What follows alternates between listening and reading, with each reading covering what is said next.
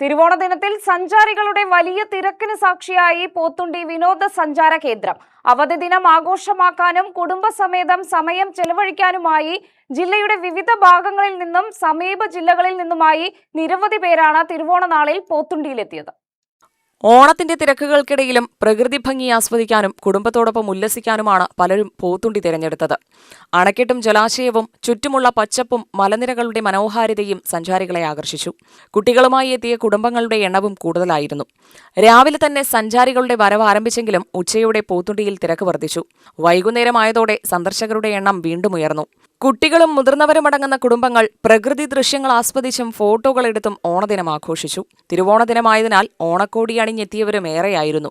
ഓണത്തിന്റെ ആഘോഷ അന്തരീക്ഷത്തിനൊപ്പം പോത്തുണ്ടിയുടെ പ്രകൃതി സൗന്ദര്യം കൂടി ആസ്വദിക്കാനായതിന്റെ സന്തോഷത്തിലായിരുന്നു സഞ്ചാരികൾ.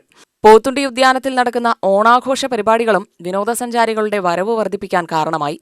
കലാപരിപാടികളും സംഗീത വിരുന്നും അടക്കമുള്ള വിവിധ പരിപാടികൾ കാണാനും നിരവധി പേരെത്തി. ഓണാവധി ദിനത്തിൽ വിനോദസഞ്ചാര കേന്ദ്രങ്ങളിലേക്ക് ആളുകൾ ഒഴുകിയെത്തിയതിന്റെ നേർക്കാഴ്ചയായിരുന്നു പോത്തുണ്ടിയിലും കാണാനായത്.